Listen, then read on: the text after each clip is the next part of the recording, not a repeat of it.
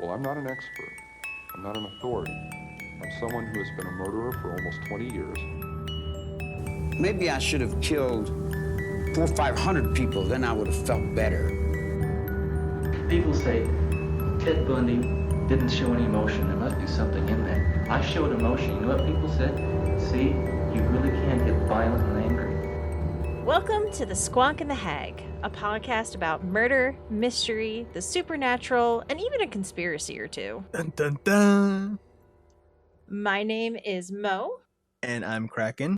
And this week, we are actually going to be going back to my hometown where I grew up and talk about a heartbreaking story that happened when I was a kid. Yeah, you were saying a bit about this in the team group chat thing, and I'm interested to hear where this is going, because this is one that I haven't heard of. Yeah, this actually is one that I hadn't heard of, because when I was 6 years old when this happened, so I was very sheltered from it because I was a little kid, and oddly enough, my sister told me about this story, and she's like, you need to do this story. And then I started looking into it, and it broke my heart. I cried many times doing the research on this. It also comes back to this very kind of what we were talking about last week, about how every location has this history that is, in the ground, in the buildings, and all the things around you. And you don't really think about it, and then you start reading some of these things. I know where this happened. There, I actually do have a little bit of a personal tie that we'll go over way later in the story, but it's just for me, there's so much nostalgia in this area, and then to hear something so horrible, it just, like I said, breaks my heart. But let's jump in. About an hour or so outside of Philadelphia is Reading, Pennsylvania. It's smaller than Philadelphia, but definitely not small. It is actually the fourth largest city in the state. It's famous for the Reading Railroad, which actually, if you've ever played Monopoly, is on the Monopoly board. There is I have played Monopoly. I might not have seen movies, but I have played Monopoly, and I didn't know that. Yep, it's one of the 4 railroads on Monopoly. I will also have you know that me, and being an expert at the English language, have always pronounced that as, I think, Reading Railroad, not Reading.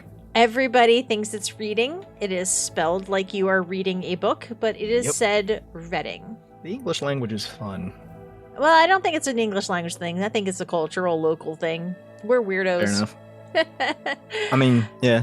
There is also a giant Japanese-style pagoda built up on the mountain, and the eaves are lined with red lights, so you can see it at a distance at nighttime. It's famous for outlet shopping, pretzels, and a very high crime rate. Now, a lot of it is, drug-related, gang-related versus, just bloody murder everywhere. But Reading is one of the highest crime rates in the country.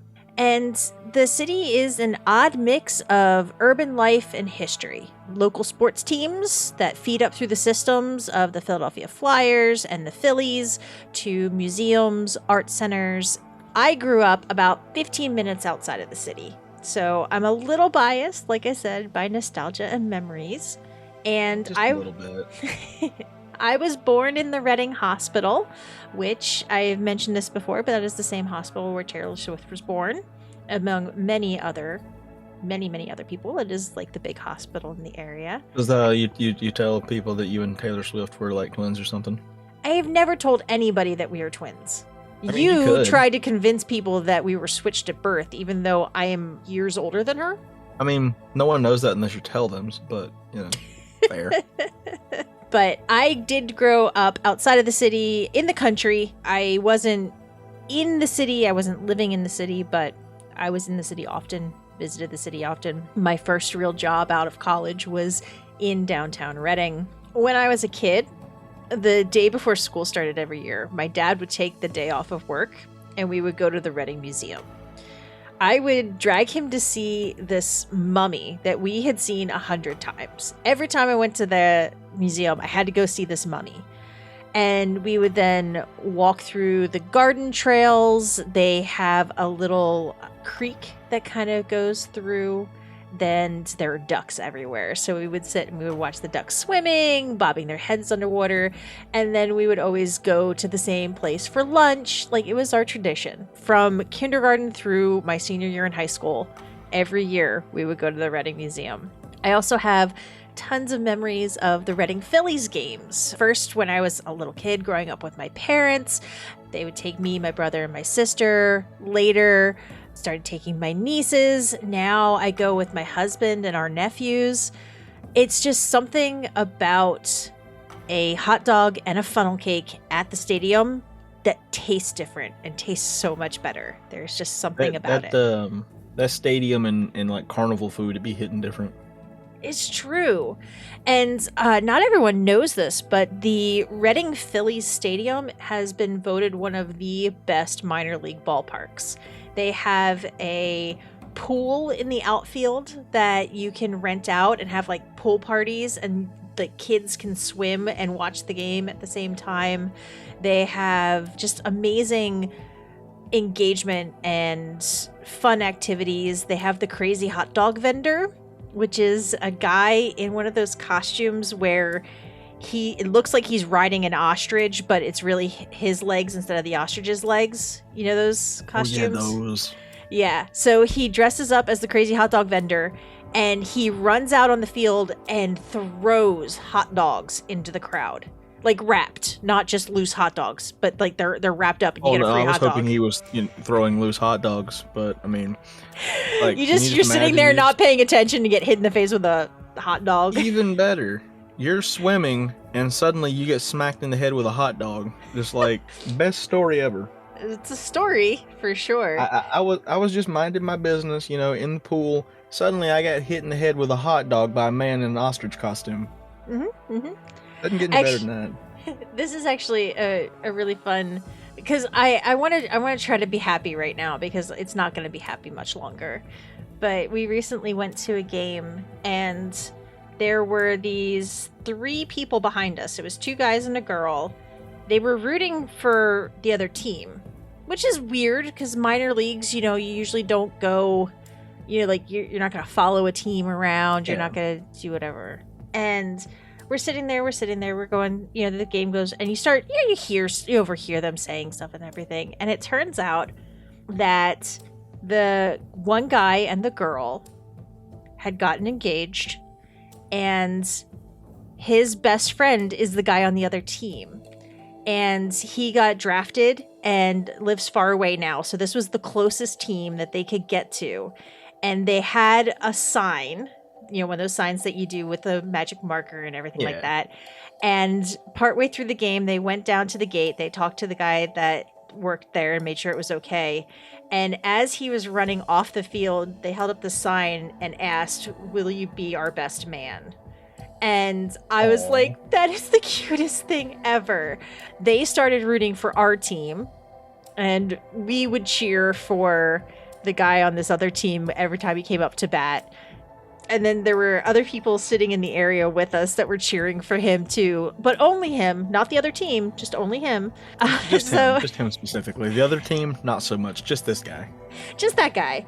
But it was just like a really sweet moment, and it's memories like that I have over the years that make me think very fondly of Reading. I remember going to the mall as a teenager and all that kind of stuff. Yeah, so you don't really want to dig up all the horrible stuff and then, just remember that.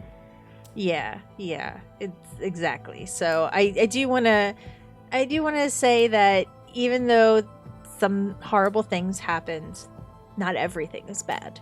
Now, let's travel back to 1987. The very first Starbucks outside of the US opened up in Vancouver, Canada. Platoon won the Oscar for Best Picture. In Taiwan, martial law ended after 38 years. And this is a very big one right here, Kraken. Rick Astley's single, Never Gonna Give You Up, was written and released. And thus begins a lifetime of memes. Fluoxetine, which is the technical name for Prozac, was approved by the FDA. In fashion, big hair and bright colors were all the rage. And the very first Intel microprocessor hit the markets just at the end of the year before. But sadly, one of the most gruesome murders in the history of Reading, Pennsylvania happened on a warm July night. David Lutz was 20 years old, partying on 10th Street in the city on July 24th when he met 16-year-old Michael Bwatlen. Trying to impress Michael into a romantic endeavor, he started to brag. David went on to talk about how he and his roommate had a lot of money and had a really nice stereo system to entice him. He even added that his roommate Stanley was rich and currently on vacation and out of town, so they could go back to the apartment and party in private. Bwatlen agreed to go home with him, but changed his mind as they were walking back to the apartment. David and Stanley lived on 5th Street, which was just a few blocks away, so David gave him the address, hoping, maybe, he changed his mind, something came up, but they could still, hook up, have a good time. We've all embellished our lives for a possible romantic pursuit.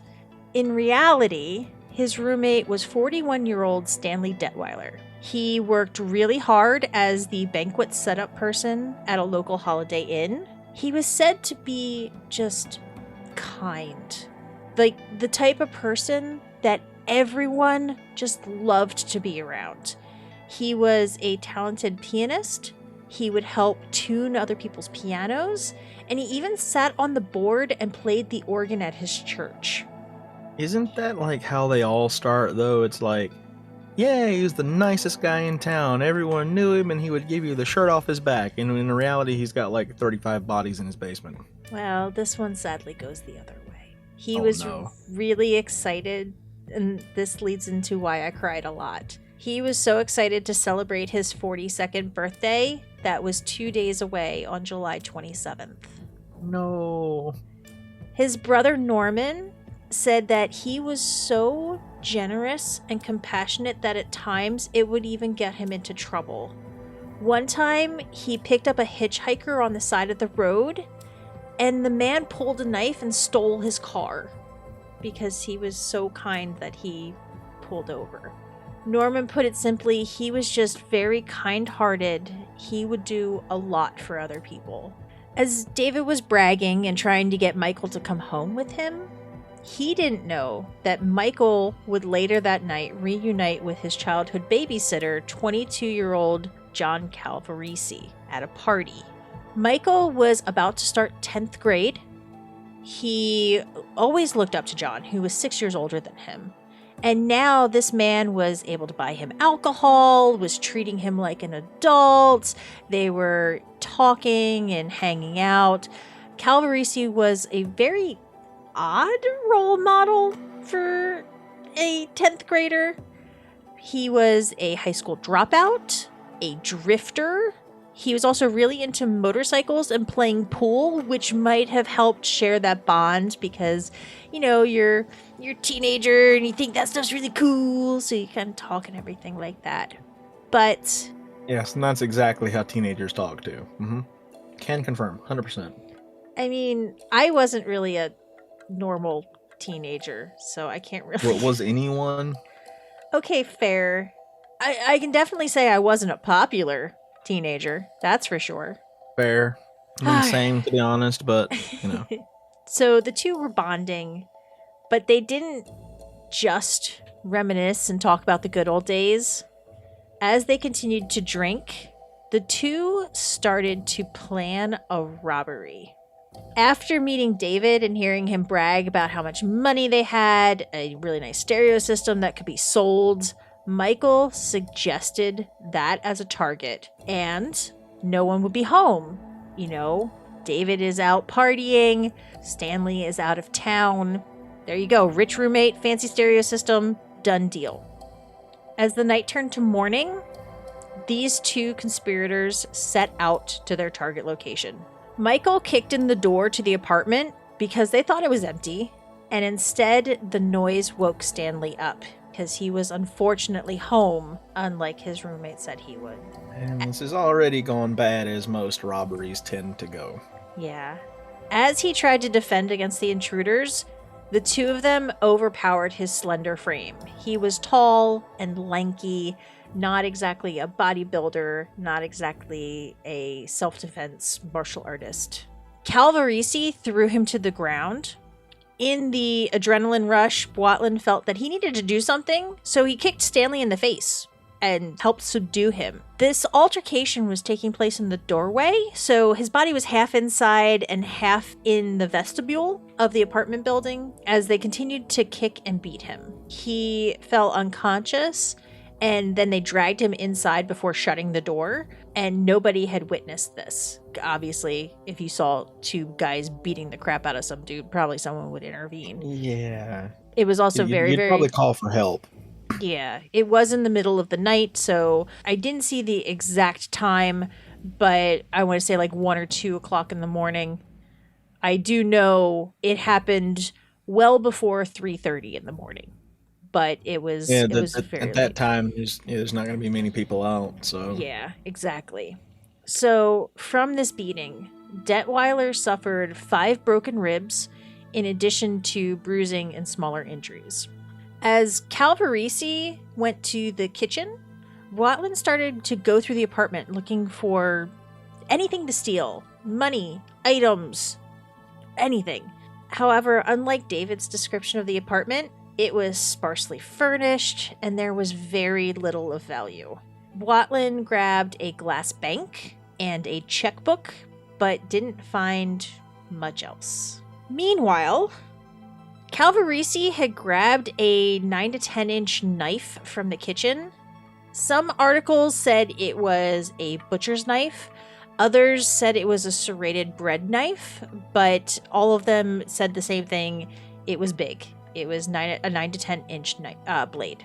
Returning to the living room where Detweiler was laying, Calvarisi asked, "Should I cut his head off?" And Watland's horrifying response was simply, "Okay." just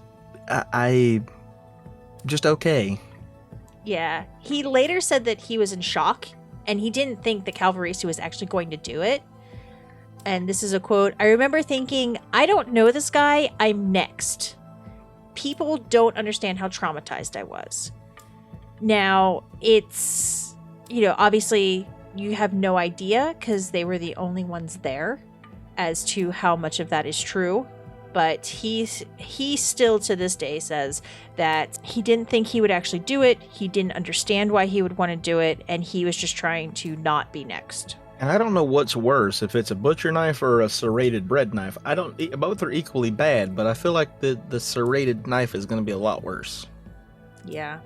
And I think as we go forward, just some details, I think it might have been a serrated blade, which is even scarier. Mm-hmm. Yeah. Detweiler. I have a serrated bread knife, and those things are scary looking. So, no, thank you. They are. They very much are. Like, all knives to me are kind of scary because, they're sharp. Yeah. But seeing all the little teeth on the bread knife, that's even worse somehow. Yeah. I also don't think bread knives are as sharp. No, probably not. So, like, a butcher's knife. I would think the bread knife would actually have to be, like, just as sharp, actually, because, you wouldn't want to use much force because you don't want to squish the bread. True. So, but I don't know. I feel like a butcher's knife is always super sharp because you're using it to cut meat. So both are bad. Yes, both are very, very bad. Detweiler was starting to come to, and he started struggling. So Calvarisi pinned him to the floor with his knees. He was on his back, so he had Calvarisi on top of him, and Detweiler tried to fend off the attack, but Watland stepped on his arm to hold it down, so he was defenseless. He had one man kneeling on top of him, another standing on his arm, and he was just completely vulnerable. And I will warn you, this is not pleasant. This is when Calvarisi started to cut his neck in a sawing motion. So he was completely alive and aware as he started to have his head cut off. I can't imagine that. Yeah, and it just escalated. One of those things you don't really have words for. Exactly. And it just escalated from, let's rob this guy, to this. Yeah, it was going to be a quick in and out, grab the stereo and let's go, to now we're cutting a guy's head off. After decapitating Stanley, he twisted the head off and deposited it on the floor next to the body. Later, when they found him, it was next to his elbow, laying on the floor. Calvarisi wiped the blood off of himself before using it to write "Red Rum" on the kitchen wall. The Shining had aired on network television the week before. It was a huge movie. It is still very well known. And that is what gave him the idea. He told Watland to smudge the letters so there would be no fingerprints. And then he wrote "Red Rum" again on the living room wall, in addition to the letters LSD.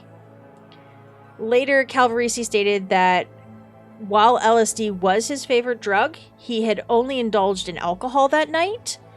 But then again, later after that, they said he was on LSD the night of the attack with alcohol. But he said he just decided it would make it more interesting to write more words on the wall. Why do I don't understand, number one, why anyone would want to do something like that, and two, why they feel the need to decorate the place. Yeah, to make it more interesting. Very similar to last week. And like this one, I researched this personally, and I still can't wrap my head around a lot of this. And unfortunately, it does get worse. Oh, great. So Watland later told police that he didn't understand why Calvarisi murdered Detweiler. The apartment was dark, so he couldn't even see his attackers. They could have just walked away. Throughout the scene, there were bloody fingerprints, handprints, footprints, but the actual property itself wasn't ransacked. So for a robbery, it was very weird because they didn't try to find more stuff to steal. Yeah, it's like they just did that and they're like, all right, now we're done. So after leaving, they took inventory of their loot, and this is where it is even worse. They walked away with $22 in quarters, which they split in half. Wow. According to investigators, that supposed expensive stereo system was just a piece of junk. Another thing that tripped investigators up is that they didn't take the money from his wallet. Like, we're not even talking about like digging around. Like, there was a wallet laying, I don't know if it was on a counter or on a table, but there was a wallet, and they didn't even take the money from that. Yeah, this whole thing is confusing. Why did they just grab the quarters? Like, they grabbed that bank and they grabbed a checkbook. Yeah. I don't understand. And the checkbook would have been useless because upon the police finding the body, I mean, they're not gonna cash checks those coming out of checks. that man's accounts is going to be a little suspicious because he's dead.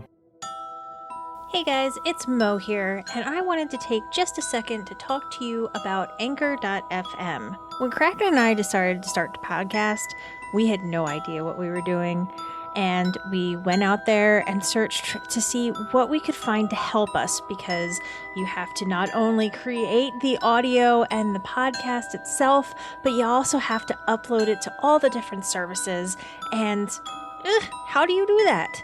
So we found Anchor, and it has been a godsend. Anchor has tools that allow you to record and edit right from your phone or your computer, so you don't even have to have fancy editing software to do it. You can also, when using Anchor, you can distribute it to all the listening platforms like Spotify, Apple Podcast, and more. I know Stitcher's on there, Radio Public. It's amazing. And it's all in one place. If you guys followed me when I was streaming, you know that I am all about streamlining everything to a single application to do it all. And that is what Anchor does for us. Plus, big point here, Anchor's totally free.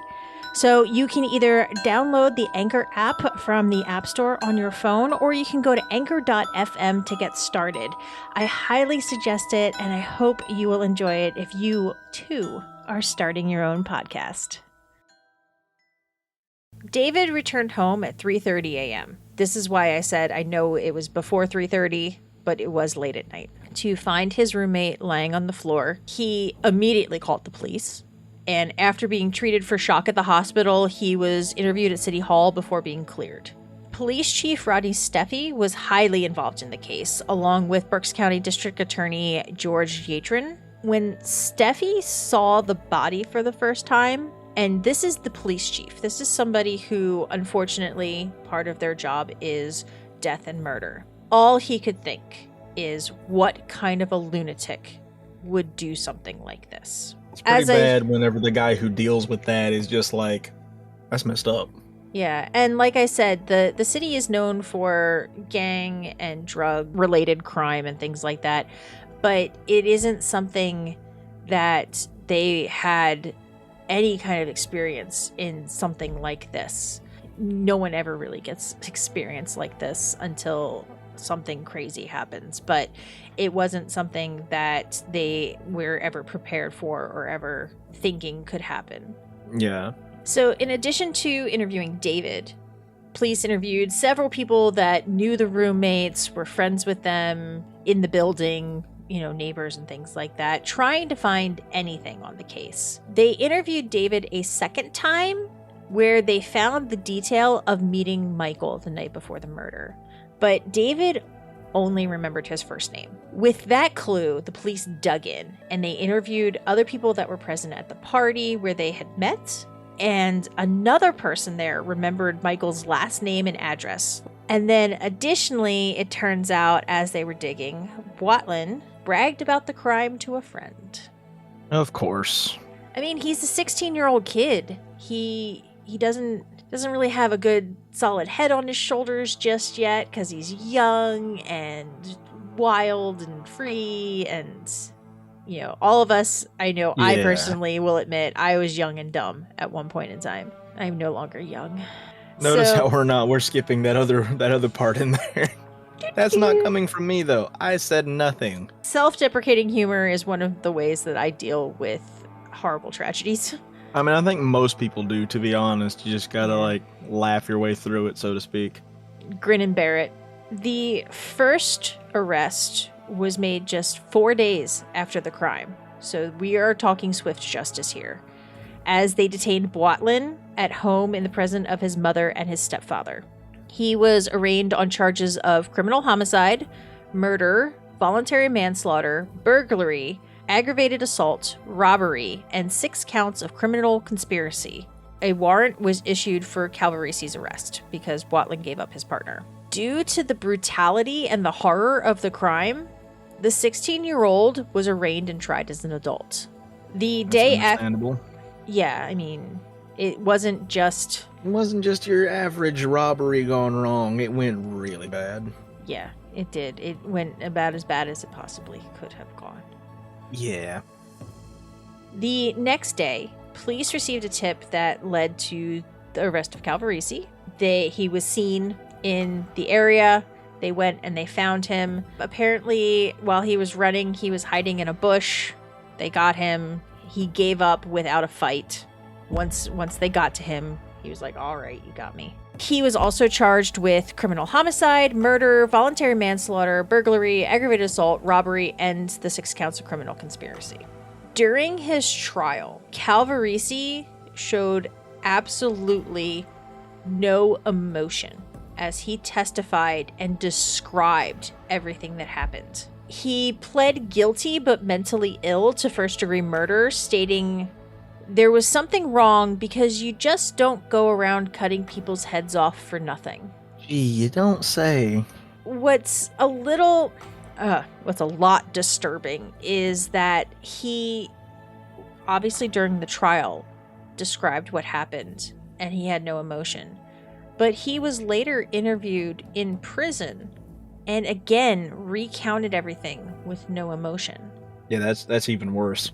Dr. Larry Rottenberg, a psychiatrist at the Reading Hospital, assessed him, and he testified that Calvarisi was legally sane and able to stand trial. However, he did fit that criteria of guilty but mentally ill, which are 2 different things. So if you plead insanity, you are unable to stand trial. You do not understand. Like you cannot grip the concept of what is going on. So you are not able to stand trial and, speak for yourself or anything like that. And then you are more often than not institutionalized in some manner where it is a medical prison, basically.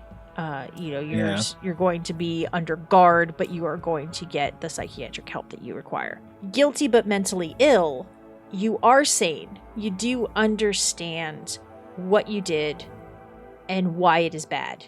You aren't saying, well, the voices in my head told me to do it.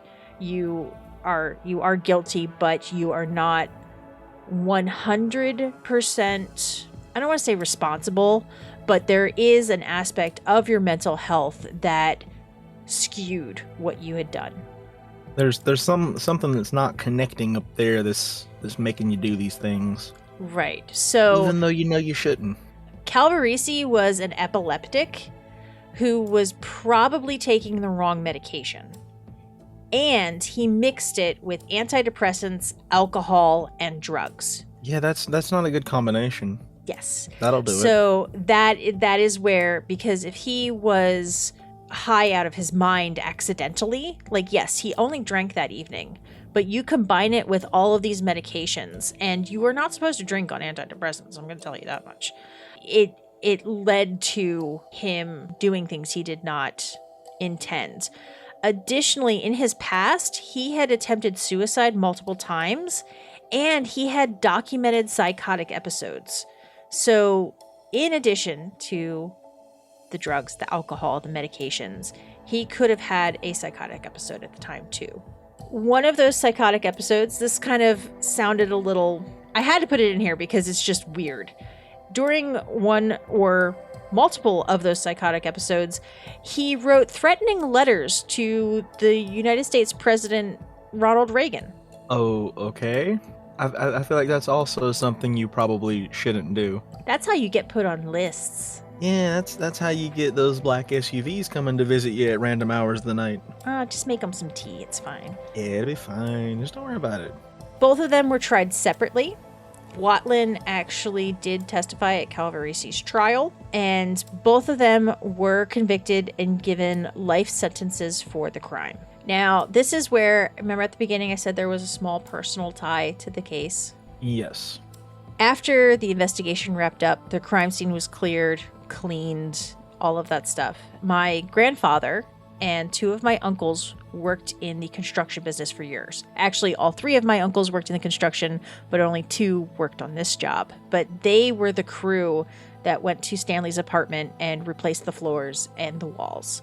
Needless to say, they were freaked out by the scene, the location, the job, to the point that they didn't even like talking about it. Well, I can understand that. Yeah, I mean, the scene was gruesome and horrifying. They didn't want to bring that to family gatherings and get-togethers.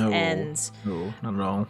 Yeah, so I have a big family. I have a brother and a sister. I have so this is just on my mom's side of the family. She has 3 brothers. They have wives and kids, and then my grandparents, who sadly are no longer with us. You know, it was a big family. There were always kids running around, and when we had get-togethers, it was not something where you would talk about something like this. It was something where we would eat a lot of food and laugh, and it was very loud, very, very loud. You don't really want to be talking about brutal murders that happened nearby that you worked on. Yeah, apparently my sister is 10 years older than me, so she was actually Watton's age. She was the same age as one of the attackers. She was a little curious about it and asked questions, and they shut her down, and they're like, we don't want to talk about this. Yeah, that's how you know it's bad. Yeah. And like I said, it's a big, loud, happy family. You don't want to ruin those memories. When I think about spending time at my grandparents' house, I want to think about my grandmother's Grumpies, not my pop-up talking about a murder scene. Yeah, it's probably not something that a child should hear and let alone remember. Yeah, exactly. Now, I will say, This is completely unrelated, but my grandmom's Grumpies were the best. And she passed the recipe down to my mom, but either she forgot an ingredient or she just did something that we didn't know, and we have never been able to replicate them. That's usually how it goes. That little secret recipe. They're so sad because they were so good. Yeah, I know. Like, That's my grandma's the same way. She doesn't write down recipes for anything. It's always a little bit of this, a little bit of that, and then it's like, but we can't recreate this. yeah. You know, when you think of losing a loved one, you don't think of the things that you're gonna miss. Like, I would, growing up, I never would have been like, oh my god, I'm never gonna have these again at some point in time. And it's like, Yeah, you it's know, just not something you think about. yeah. It's like, and like growing up, both my parents worked, and instead of having to pay a babysitter, since my grandfather owned a business and my grandma ran the office, they would babysit me. So I would sit at their house and watch TV and eat their food, and like, you know, those are the things that I like to remember about this. And like now knowing, I'm glad I found out about it this way, where I was able to have that happy childhood without thinking every time I go over to my grandparents' house that, you know, thinking about murder or something like that. And, you know, finding out about it now when I'm an adult and I can process it much better. Yeah, that's always good. So in 2015, John Calvarisi was still imprisoned, but passed away from natural causes at age 50. So it wasn't like a prison murder or anything. He just passed away from natural causes. In 2012, the Supreme Court ruled that juveniles convicted of murder could not be subjected to mandatory life sentences without the possibility of parole. So, in October of 2017, Bwatlen was resentenced. It was not a retrial where he could have been proven innocent. He just got a resentencing. And it was changed to a 40 years to life in prison with the eligibility of parole after 10 years, which at that time will be, he will be 56 years old. Bwatlen claims he has changed. He said that his brain has been rewired, basically. He earned his GED. He spends a lot of time reading books, newspapers, magazines. He says he is a changed man, that he has learned, he regrets. He does feel that guilt, which often, you know, when you talk about horrible crimes, they always talk about, is there remorse? And, you know, all that. So he does show remorse. He does want to, he wants to, I guess, I don't want to say move on with his life, because he did something terrible. He was part of something terrible. But he wants to basically be at peace with what he did. Yeah, so to speak, kind of, sort of. Yeah, so I was reading an article where he collects stories of redemption and people who do good, and he has changed his focus to be inspired by them, and he wants to someday be one of those stories where, yes, he will never be able to change what he did, but maybe he can do some good in the world. So I hope that is true. Stanley's family hopes that this is genuine, that this is true, but they were also hoping for a harsher resentencing. They are still heartbroken over their loss all these years later. He had multiple siblings, and those siblings had families, and a lot of them still miss him to this day because he was just such a sweet man. Yeah. I think that makes some of these stories even worse too, is whenever it happens to someone who's as innocent as someone like that. Yeah, just kind and sweet and caring. And like, we always post these to the website. There was a picture of him in the paper when this happened, and he just had like this very warm, sweet smile, and like I want to run over and give him a hug. And it's just so sad, and I'm totally not crying, you're crying. But that is the story of Stanley Detweiler.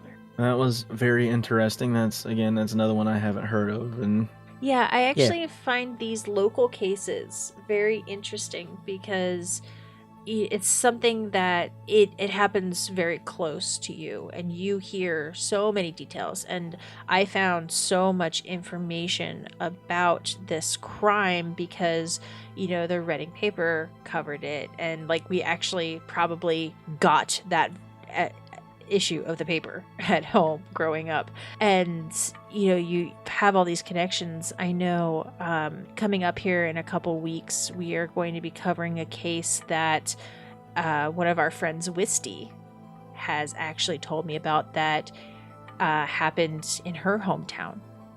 And it's Interesting. yeah, I'll tell you about that one offline, but it's interesting because yes, every death is horrible, but a lot of them kind of fall through the cracks of the public knowledge of them, that they just sort of small groups, the community, the local area understands and knows about it, but then only the horrific stuff or the big stuff or the missing teenagers, the missing children, which are important. I'm not saying they are not, but you can only put so much attention. There's only so much coverage. So, a 41-year-old man who was his house was broken into and is brutally murdered isn't going to get the same amount of coverage. And it's just very interesting to me to hear these stories and to learn about them and to share them. Yeah. Well, thank you for the story, as horrifying as it always is. You're It was very welcome. interesting. As always, make sure to check out our website for all the show notes, sources, and more information at thesquonkandthehag.com. And don't forget to like, subscribe, and bonk the notification bell to get alerts for new episodes and content. All right, Kracko, you ready? Okay, bye.